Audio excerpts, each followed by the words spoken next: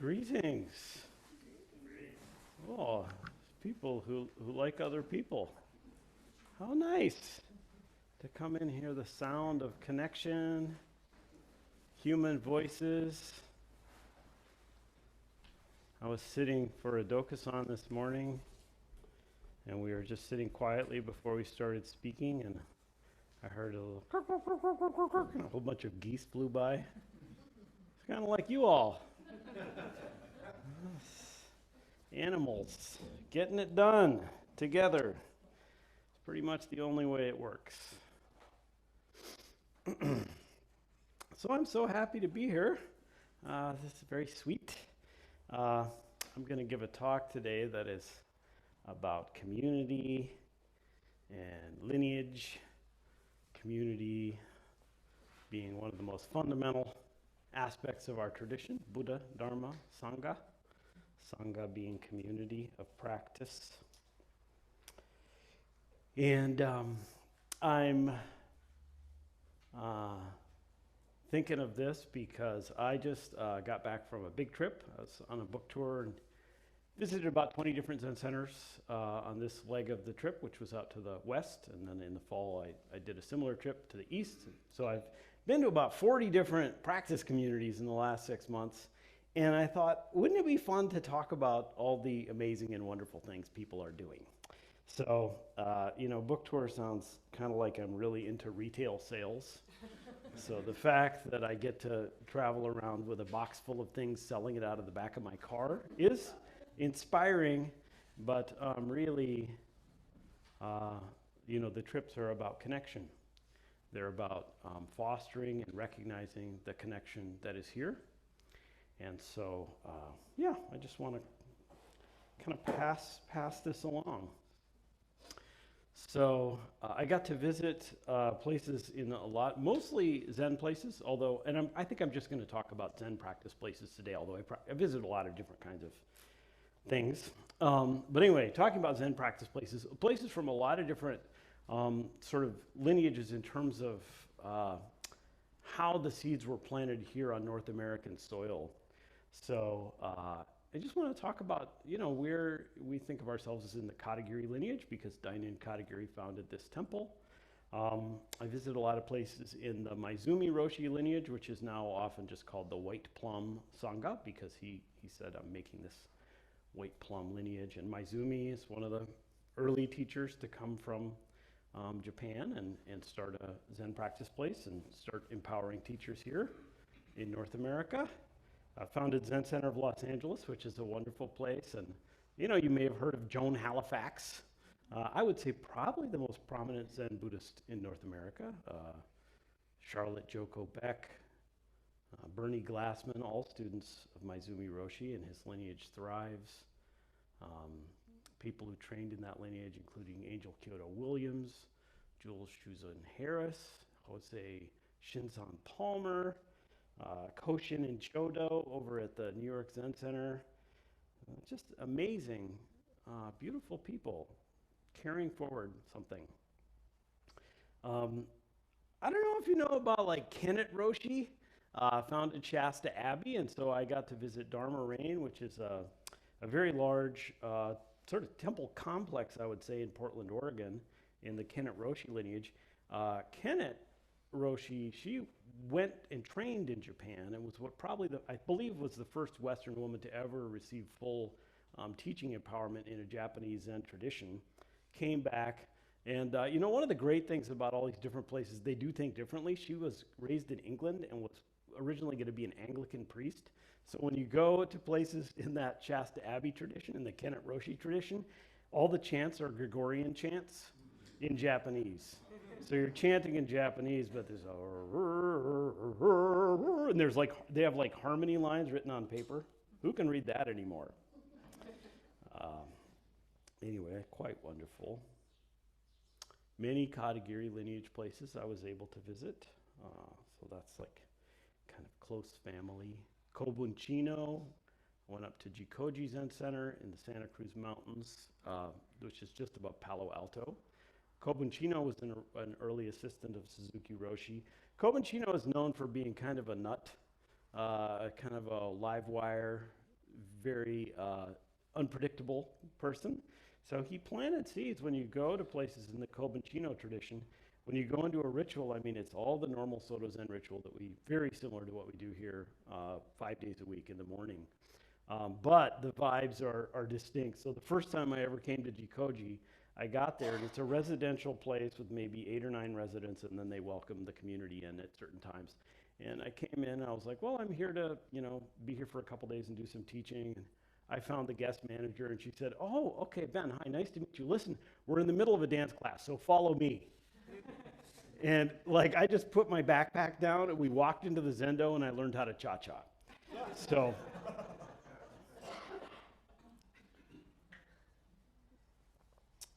people do things differently. How wonderful is that?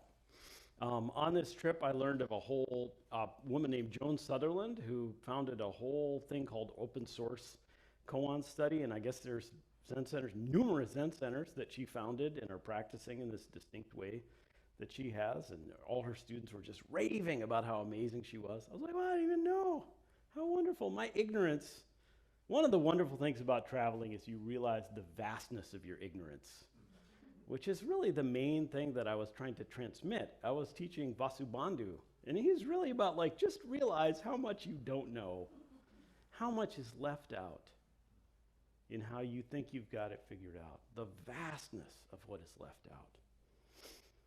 So that was very wonderful. And also amazing because their chanting is melodic, and one of their members was really excited to chant to me the Cajun-style Heart Sutra, which I can't repeat, but was very surprising. It didn't have any, sage on it, but the rhythm was special. Across these traditions, there's a lot of... By the way, you might be like, I came here to learn how to meditate. What are you doing? I'm talking about the Dharma. It's about people and how they live. Anyway, so many places...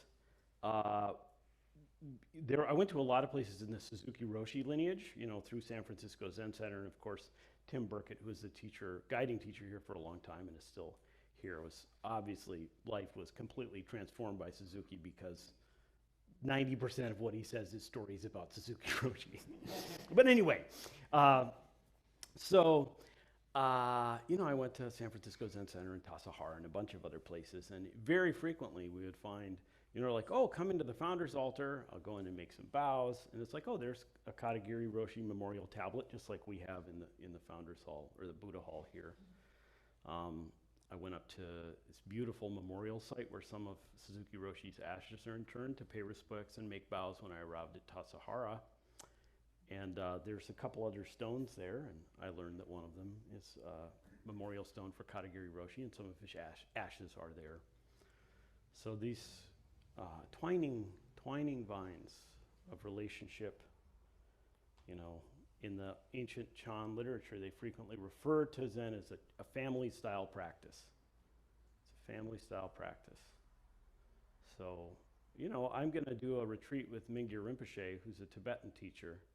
And the style there really is, you go, maybe your teacher comes, they're going to give you teachings, like a fire hose of teachings for 2 days, and then they're going to go somewhere else. And you're going to use that to practice, which is beautiful. But in the Soto Zen style, the idea really is we come in this building together and we do life. And I was really stoked. This is a talk about diversity of practice, or eventually will be. And I was here yesterday for work practice day, and I've had to miss a lot, so I was really happy to be here. And we had a very low turnout, no pressure. But it's really fun to clean house together. And it was 3 priests and 2 people who have only been here once before. And I was like, this is amazing. Who enters practice through the Dharma gate of I'm going to clean the toilets for you guys? Someone came here who's barely ever been here and cleaned the toilets for you yesterday. Amazing. Amazing.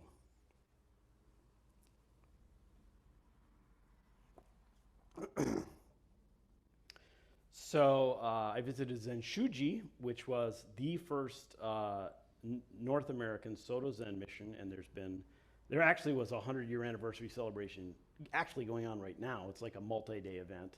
And they had a different, how did that, I'll talk to someone about that. They've had multiple 100 anniversary celebrations in the last year. I mean, they're all in the same year, so we'll give them that.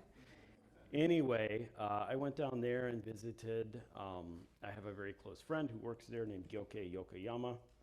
And I met some of the staff there and was able to attend a service.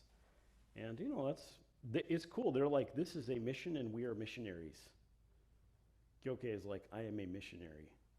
So that's just interesting perspective, you know? It's like they're coming over here and planting seeds on this soil with these weird, ignorant people. They would not put it that way. They would not put it that way. Oh, how wonderful. To make the effort to cross an ocean, come to a different culture and environment, to try and share something that you think is beautiful. And, you know, I was going to say this later, but I'll just say it now. At Zen Shuji, we're going to have Dokan, who's on staff at Zen Shuji, is going to come here June 18th to give a talk on Monday. I hope that the date right. We don't usually have talks on Monday, so be ready. Yeah, and actually, they're going to send 3 people from the Soto Zen mission. 2 of them are Japanese folks, Shoshin and Dokan, who are staying in the U.S. temporarily. And the person who's going to give the talk, Eijo, trained in Japan for a long time, and he's a Westerner, a white Westerner, but he speaks really good English, so they asked him to give the talk. But anyway, if you come, you'll have an opportunity to meet them, and they're really wonderful people, and yeah, so we're just making these connections. So, you know, it's wonderful. People plant seeds, people found temples, people are really amazing. I mean, obviously, Maizumi Roshi must have been pretty amazing to have inspired incredible teachers like Joan Halifax, Bernie Glassman, and Charlotte Joko Beck. But it is also, it's worth just acknowledging that these amazing teachers who are so inspiring make mistakes and harm people. You know, Maizumi Roshi was an alcoholic, and he died an alcoholic death, and he did a lot of harmful things in his life, sexual transgressions. Our founder, Katagiri, had sexual relationships with a couple of his students, even though he was married, which has done, you know, profound harm, the reverberations of which we still live with. I visited a temple that was founded by one of Baker Roshi's Dharma heirs. Baker Roshi, who, like, you know, at San Francisco Zen Center precipitated a total crisis around abuse of power. His student is wonderful. Zenki Christian Dillo is an amazing person. Who knows? I am getting used to the fact that we are just people, and people can be inspiring and amazing and do incredible things and make profound mistakes and do harms. And it doesn't mean the harms don't matter. It just means this is what we have to work with as a community. So there's been awesome work done by many people about how to create communities of practice that are safe for people, because a lot of the harms that have been done by teachers were done by men as sexual transgressions, heterosexual men with women. A lot of the work has been done around protecting against sexual abuse. And Zen Center of Los Angeles, where Maizumi was teacher, they pioneered this work, and they've helped bring it out to other communities. Wendy and Gokyu and Gyoku Nagao is just a total inspiration. And transforming how leadership works at her temple, so that people are like, we need you, we need you. She's like, okay, I will serve you. She served for like 15, 20 years as their abbot, and it's a big place. And now she's like, no one should ever have to do this again. We're having a diversified leadership with multiple teachers, with different roles, with much more balanced power. And, you know, they're changing things. And at the Soto Zen Buddhist Association, of which I was recently president, which is like a national body of like 250 Zen teachers, you know, we just passed a new ethics policy that is designed to protect people from harms that are committed by people in power, like me. So if you see me doing something harmful, I'm asking you to tell me. But it's my responsibility to not do it. I get that. But we're doing this together, ultimately. So anyway, vibes are different in these different communities. Like just the organizational structure is different. So like I went to this one place where they're like, we have no teacher. We're just totally community organized. We just, revolving flux of people who get stuff done. And they're like, it's pretty awesome. Also, it's really frustrating. I wonder if we should get a teacher. Yes. Yeah. And then when you have a really powerful teacher, you're like, gosh, we have a little more diversified structure. Yeah. We're just working it out. There's not an answer. There's a process. Mahayana Buddhism says there's only relationship and there's only process. Dharma Bum Temple. That place is cool. It's just like a community place. The founder, Jeffrey Slotnick, trained in Taiwan for a long time, came home, and he was just like, yeah, I don't do a lot of teaching. I just make space for lots of people to come in, meditate, connect. We have all different kinds of affinity groups. Very beautiful. They don't do retreats there. It's just a community place where people can find some peace and quiet. And then a lot of the places I went are residential facilities. So actually it's quite strange. It's very humbling when I go there and they're like, oh, you're going to give a talk. And I'm like, everyone here has lived in a monastery for 15 years. It's very humbling. Not everyone, but there'll be lots of people who've lived in residence for a really long time. And this is really worth talking about here. What we're doing here in terms of all the kinds of things we offer at this Zen Center and at similar Zen centers is pretty weird. How many institutions do you know of that there are people right now in this building who have never been to a Zen Center before at the intro with Carrie across the hall? People who've never meditated, don't know anything about Buddhism and Zen, they're right over there. And then we also have people here who are ordained, who have trained in this space their entire training or the main body of their training until they have essentially a terminal degree. And generally we're all in the same room. This is like the fancy time where we're separated into two categories, but almost all the time is we all just get together. So this is like if you had all your doctoral students, all your doctoral graduates, and all the people entering like your high school college course on science, or a high school or college course on science, you're like, yep, we're all just going to figure out how to do this together. It's weird. It's an unusual structure. And it's worth just acknowledging that creates, it can be like, well, many people here are people that were just people I walked in the door with 20 years ago, and now I'm sitting here giving a talk. That's just a little strange dynamic. It seems to work, but it's worth noting. Doing it together. And the cool thing is, like, it only really works because we're all here. Certainly it is only whatever it is because we're all here. Like, this is what it is. That's always true. That sounds pretty Zen. But wow. So in one of our root texts of our tradition, the Harmony of Difference and Sameness by Shurto, it says, each of the myriad things has its merit expressed according to function and place. Each of the myriad things has its merit expressed according to function and place. And you could translate this, each of the myriad beings has its merit. I'll say, each of the myriad beings has their merit expressed according to function and place. Wow. We all have room, like, we make this be what it is. Beginner's mind is one of the highest aspirations of this tradition. For me to remember the mind that walked in the door and didn't know anything, and for all of us to have that capacity, and for some of us to be the kind of people who show up for our first time here and wash toilets, and for other ones of us to be like, I really want to learn minute techniques for meditation. Well, you may have come to the wrong place. Anyway, or, I'm just a person who I really want to read all these fancy books that are so complicated. Cool. Or like, why do they have to read all those complicated books at the Zen Center? You don't have to. You don't have to. We have to provide, or I think it is really important for us to provide a very broad diversity of training, because we are training priests at this place who are the people who are intended to be empowered to carry forward the lineage of Soto Zen on North American soil.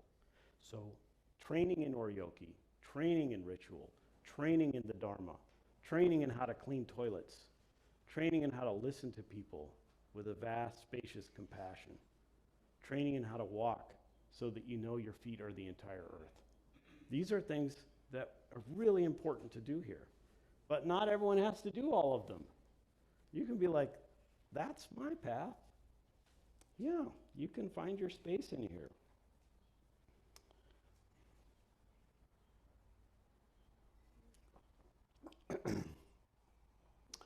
So I'm just going to talk about some cool stuff I saw at different Zen centers.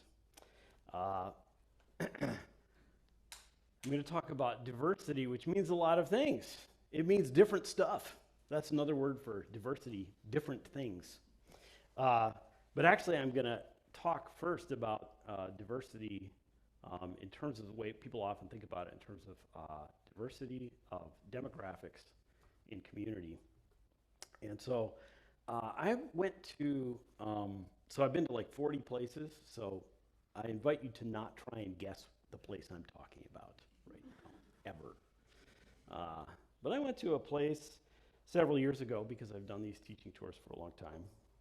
And as is usual, as is common for me, I talked about how Mahayana Buddhism, when we make a vow to liberate all beings, that includes dismantling the oppressive structures in which we live. You know, things like racism and patriarchy and anti-Semitism and transphobia and homophobia and Islamophobia, climate change, addiction, which is a systemic problem. Anyway, so I'm like, if we're making this vow, let's actually do it. Anyway, so then oftentimes that kind of narrows down. I'll talk about a particular kind of thing, and it's not uncommon for me to talk about race, and it's not uncommon for people to freak out when you talk about race, because it brings up very difficult emotions, because it is in the human body of North America as a massive trauma. So it can be really hard. It can be really hard for people. And anyway, I was at this place that I was visiting, and I was talking about race and what our Buddhist practice and teachings can do to help us dismantle harmful racial structures. And the situation got very fraught, so there was some people who got really upset. They just got really activated in ways that were complicated. And a lot of those folks were white folks. And in a sense, they just wanted to feel like racism was somewhere else and not think of it as something that was part of the water we swim in, where we have agency for liberation. So it was painful, and some people of color there were very upset. And I felt pretty bad. I went to the person who invited me to be there, and I'm sorry, am I breaking your Sangha? And he said, I trust you implicitly, and this is really important work, and we're going to work through this together.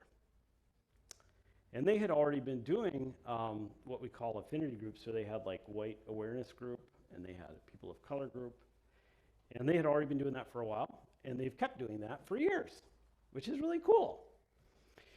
Anyway, I went back there just recently and gave a similar kind of talk where I was talking about how the Mahayana vow invites us to dismantle oppressive structures, race harms people, we're part of the system, we can do something about it.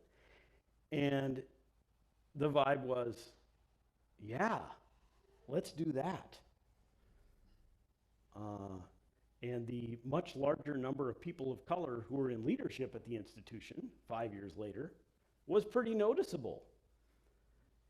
And the reactivity of the white folks to the conversation was unbelievably diminished. And I was like, oh, this is cool. This is cool. It's almost like if you do practices, they can have an effect. So anyway, If you ever look at our calendar, you're like, why do they have that awakening to race thing, which is for white people to talk about dismantling oppressive racist structures? It's because I want to live in that world where we believe that what we do matters, where we don't have to keep having the same things. And it's beautiful to have time. You know how like you see a kid, and I just saw a kid I used to give guitar lessons to who's like, he was little. And I ran into him yesterday, and I didn't recognize him because he's like taller than me now, right? This is what happens when you leave for a little while, and you can really see what happens when people make that commitment to a practice, the transformation that can occur. And this will happen with your personal practice. You're like, I just sit on this stupid cushion and I don't even know. I just think a lot, and then I obsess, and then I hear a bird, and then a bell rings. What's going on? And 5 years later, someone that you know says, wow, it just feels different to be around you. It feels good. I feel a peace and a stillness and a care.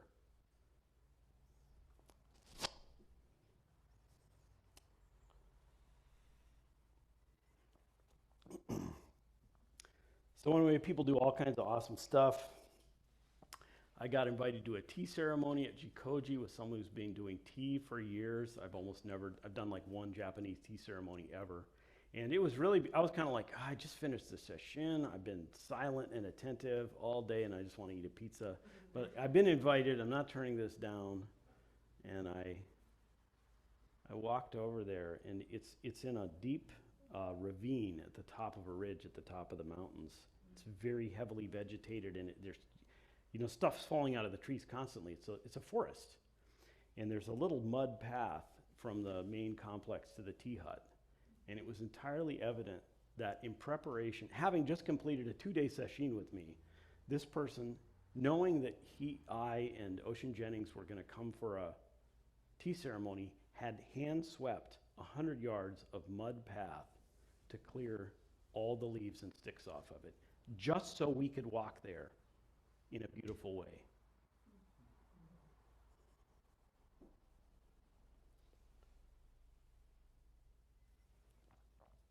Since life matters, we can just act like it. It's cool.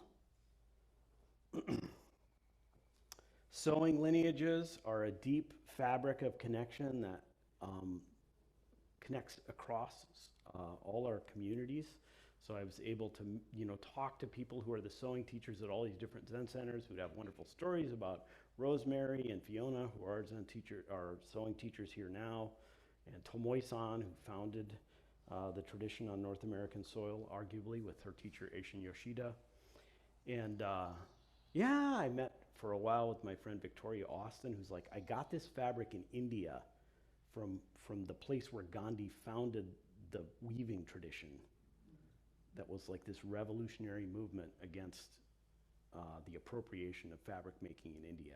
She said, I got this fabric there. I want you to take this and give it to Fiona. It's on my altar at home. I'm waiting to hear from Fiona. Those connections, offerings.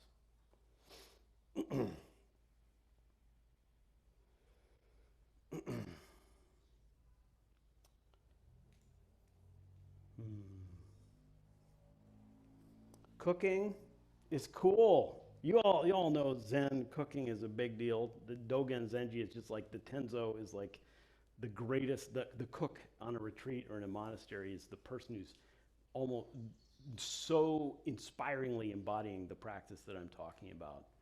And it's real. Like at Tassajara, they have a really deep cooking culture there.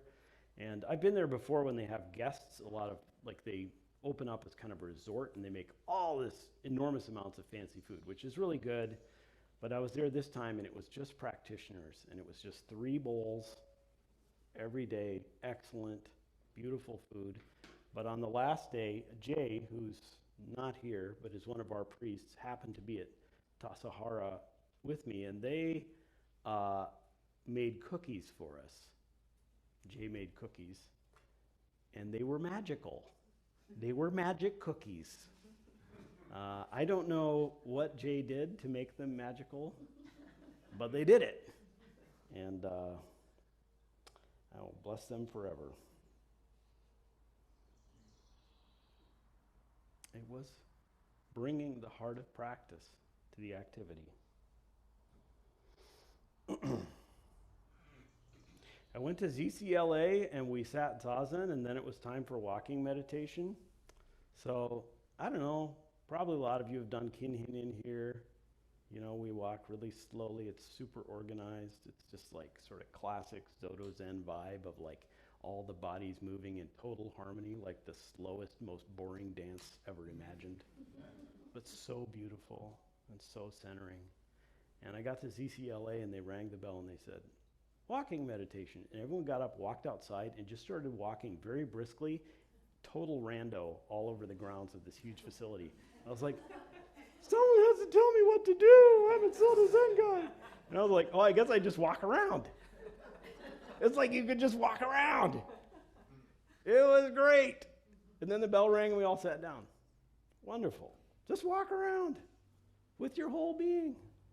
And, you know, because there's no organization, then everyone has to be very attentive to each other, right? So that when you come around a corner, you make room. Doing it together.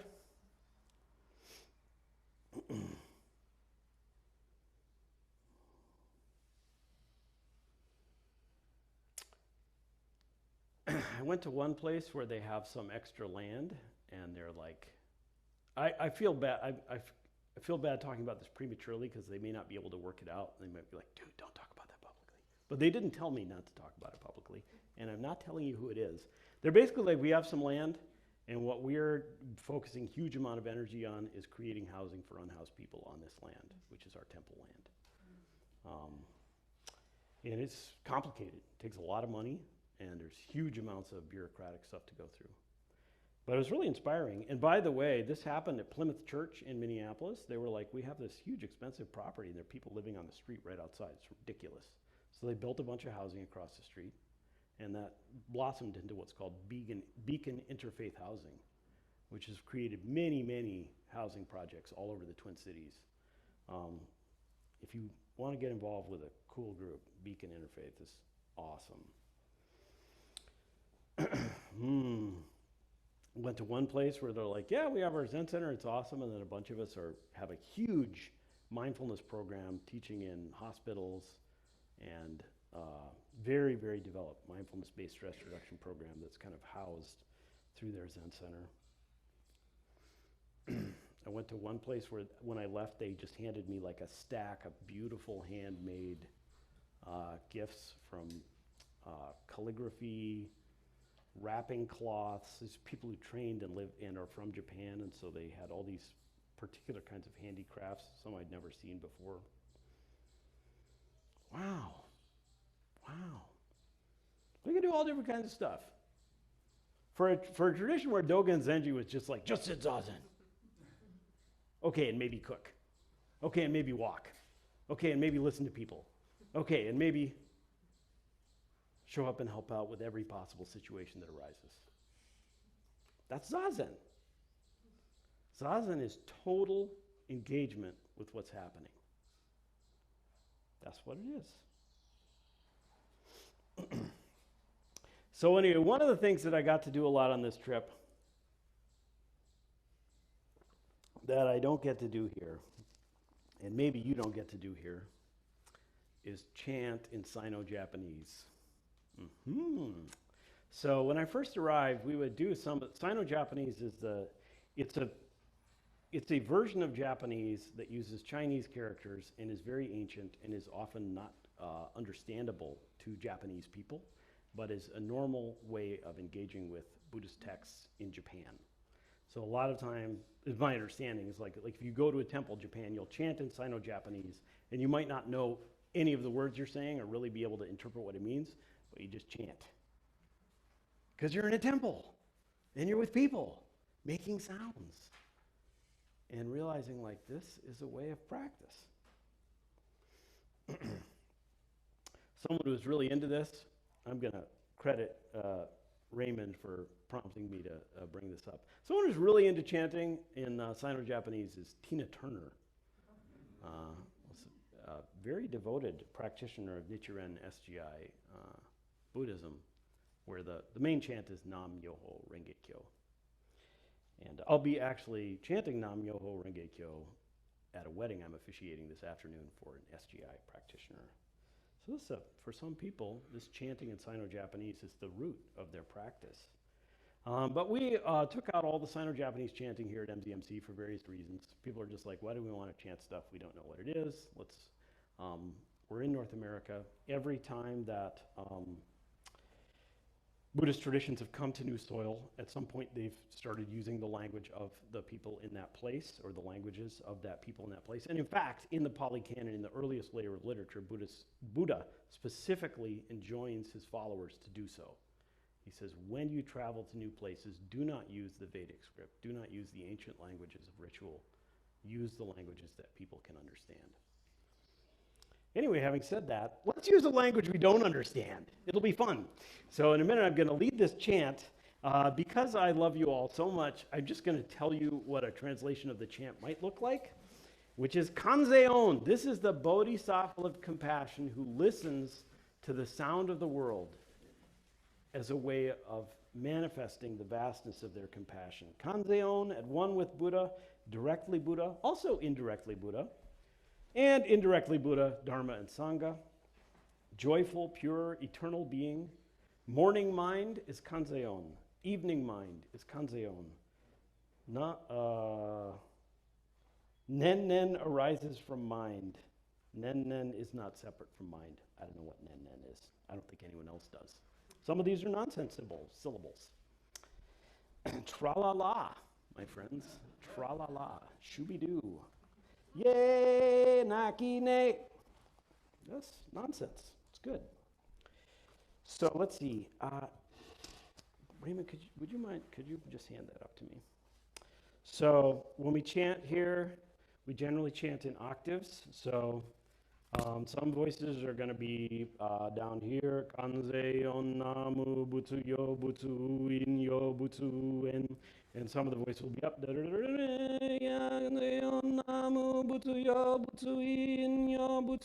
And traditionally, people with male bodies will chant that bottom pitch, and female bodies the upper pitch. But you can choose the pitch that seems right to you based on your gender identity. So, we're going to chant this numerous times. You'll know we're ending because I'll slow down, okay? And if you don't want to chant, you don't have to. If you don't want to listen, you're going to have to get some really good earplugs. Because this is what I forgot to say. Why I was so inspired to do this was at Buddha-I, the chanting was so powerful. I sat down for the Dharma talk, and we did the opening of the sutra verse, and unsurpassed, penetrating. And it felt like the building was lifting up. And unsurpassed, penetrating, and perfect Dharma. But every single voice in the room was pouring their whole being into the sound. So I'm inviting you, don't yell, but don't hold back. All right. Here we go. I'll chant the title, and then we can chant together. Enmei juku kanan gyo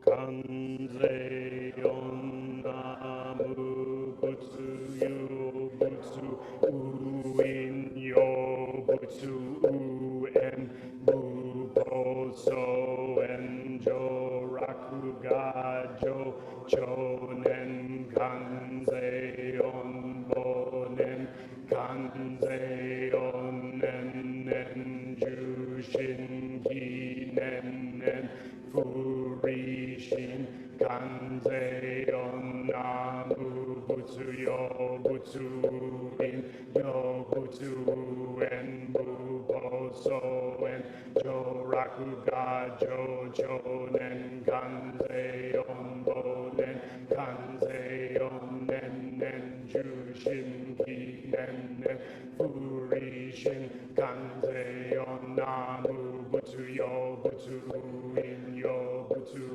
en upo so en jo raku ga jo chonen kanze on bonen kanze on Shin Kanze Onamu Butsu Yo Butsu Ui Yo Butsu En Mu Koso En Jo Rakuga Jo Jo En Kanze On En Kanze On En Ju Shin En Furi Shin Kanze Onamu Butsu Yo Butsu In Yo Butsu En Ku Koso En Jo Rakuga Jo Jo En Kanze On En Kanze On En Ju Shin En Furi Shin. May all the benefit of this recitation be an offering to the liberation of all beings throughout space and time.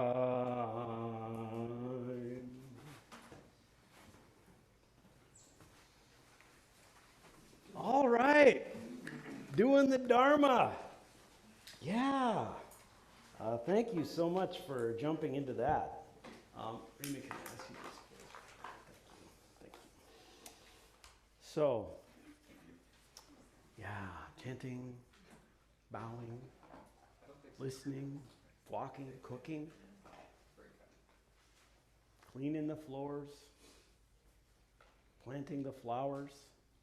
Someone took out a lot of plants here that were in the way of the flowers. So all the plants that were in the way of the flowers, I bow to you as you have been given to the compost.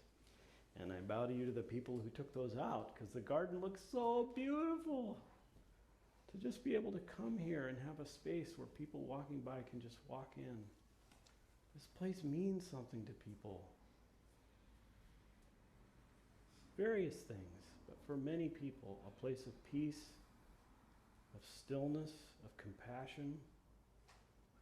And so we can commit to making that available.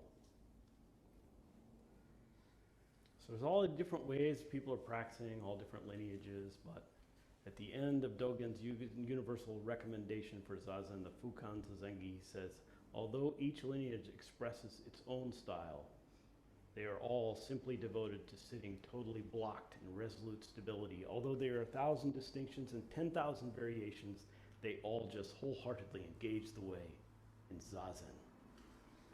And this was true everywhere I went. We would sit in an upright posture, place the hands in the cosmic mudra,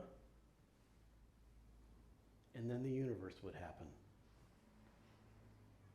And we did it together, in a space, in a room together. I'm giving a talk next week, and I think my talk is going to be about why Zazen is collective. It's not about making your mind into something else.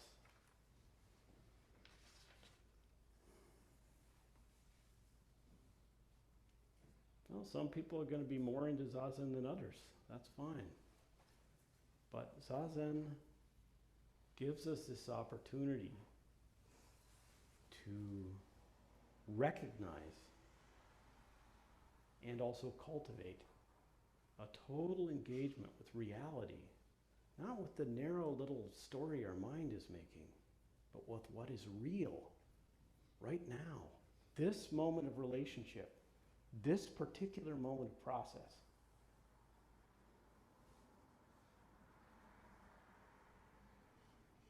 And I have a deep faith that this is a profound offering for the world.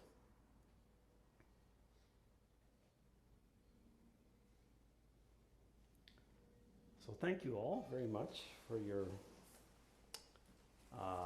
kind attention. Now we have time for other voices, questions, reflections, comments. Comments, it's always nice if they're brief and concise, given the size of our group. Questions can be of any kind that seems meaningful to you. And answers, I will do my best. And if you're online, you can just unmute and speak. I think we should hear you. Anyway, yeah, anyone want to say anything? Ask.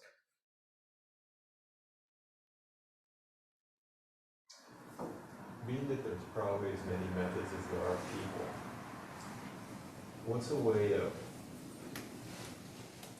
viewing or understanding if you're going off the path, if there's such a thing?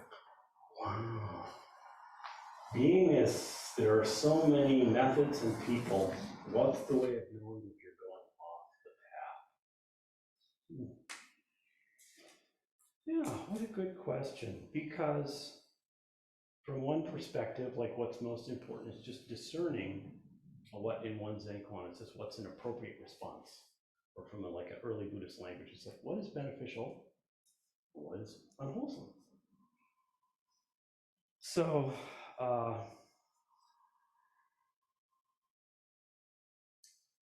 kind of cultivating that discernment is the fundamental question to some extent. But it is good. A couple of good sources to look for is in your own intuition about your values. So like the path to me is not like you should be doing Soto Zen. The path is liberation for all beings from suffering. And I happen to do it, Soto Zen. That's what I hope everyone will do. So anyway, yeah, one is your intuition. Sometimes you just kind of know, I bet. And another is people you really trust. So like talking to people about it. What is my life about? With the path that I'm walking, is it honoring my values and creating the world I want to see? And then another one is the people you really don't know or often don't hear from. So that because we can get in a little echoey realm. And so it's useful to listen to diverse voices, and you don't have to believe them all. So the ones who are like, oh, tell me I'm just going to burn in eternal hell for what I'm doing. I don't necessarily believe that, but I'm willing to listen.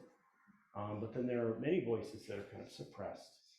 So internally, trusted friends on the path, and then working out so we don't get too involuted. So that's my thoughts. Thank you.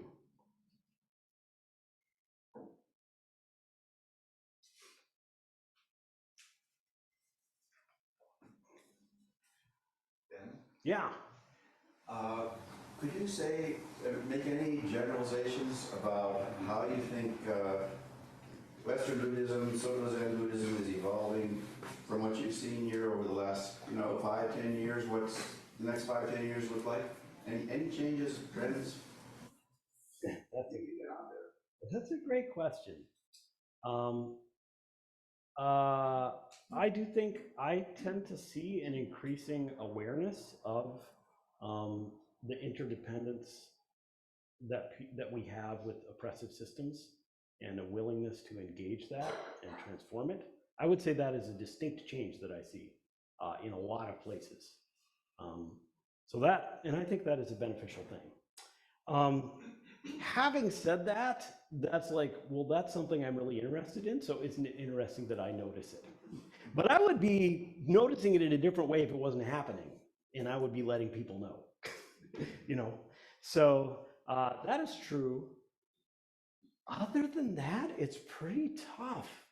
I think there's a great, there's a great book called American Dharma by Anne Glegg, and it's basically, this is very fancy sounding, it's an academic book, but she's like, we are clearly in a postmodern Buddhist era, which is to say the idea that like, there's these monolithic one structures that can be, it's really clear you track, this is what it is, just doesn't give you a clear picture. What you have to see is the vast diversity of the different kinds of people, different things people are doing.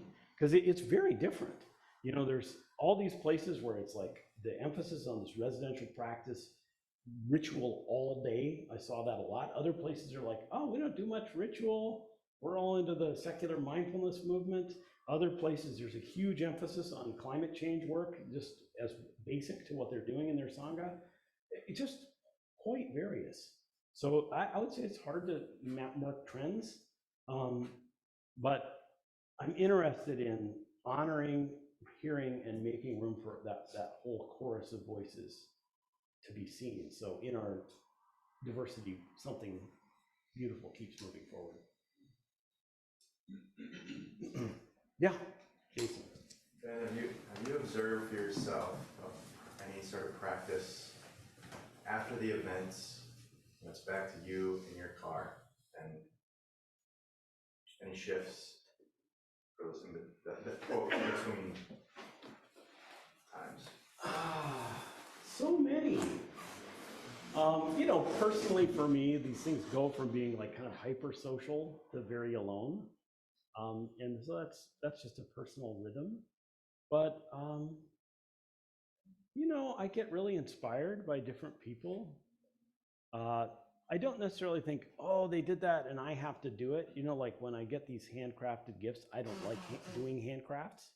So I'm just like, that's awesome. I want to talk about it so people for whom that is a gate of practice can see that it's elevated. So I'm not giving it the narrow view based on my preferences.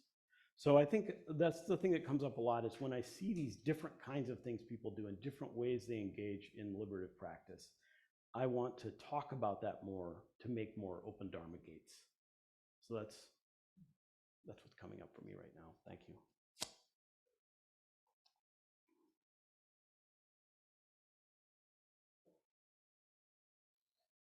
Yeah, go ahead. You're talking about Sangha in a large way. I'm going to get a little personal.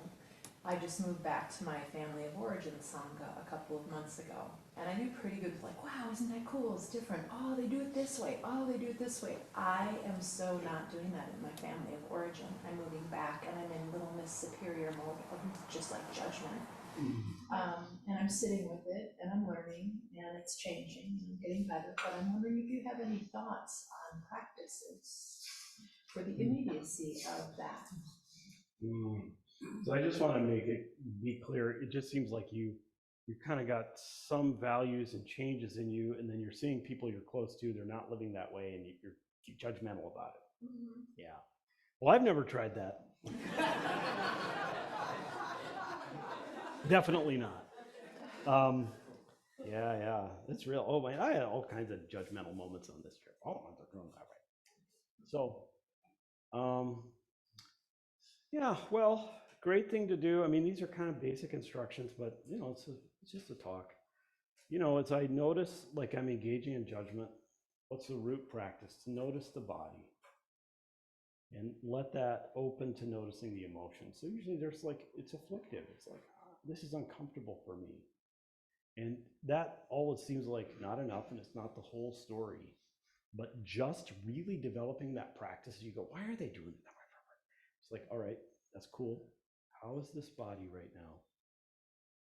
What is the feeling here? You start, because this part is normally unconscious, so you begin to break the loop, that reactive loop, by seeing the process that creates it.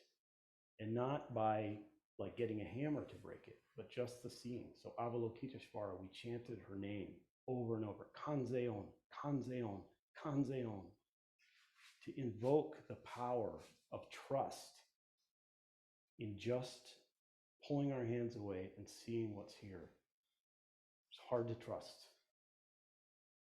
So that's my first thought. Thank you.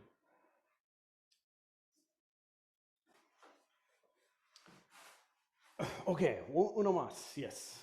There's a large chunk of the population that would describe itself, I think, as spiritual but not religious. How do you see any of the centers that you visited as sort of effectively reaching that group? Oh, that's a great question. I'm tempted to ask for a show of hands of people who are spiritual, not religious in this room, but I'm not going to do that. Oh, they're just going up. Yeah. It's just happening. And the amazing thing is there are people who are like, I'm spiritual, not religious. They're part of a Soto Zen Sangha, and they get up in the morning and chant sutras. People's understanding of their spirituality and their religious life is strange. Often they can't describe it at all. And oftentimes, I'm not trying to be offensive, it's not coherent. Mine probably isn't coherent. We don't quite know.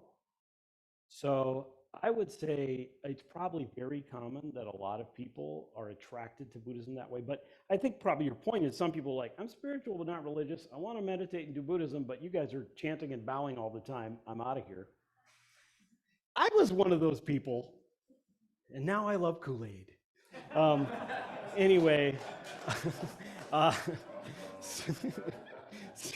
anyway, I found that those practices seem beneficial to me personally.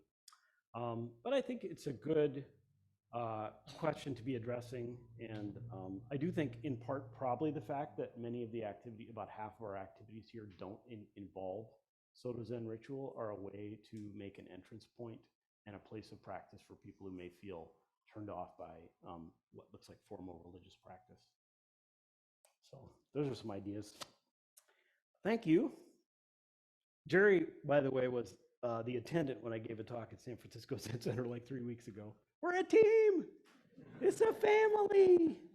It's an international family. Okay, well, thank you all very much. This has been really sweet to have this time with you, and I'm going to turn this over to our Doan. Thank you.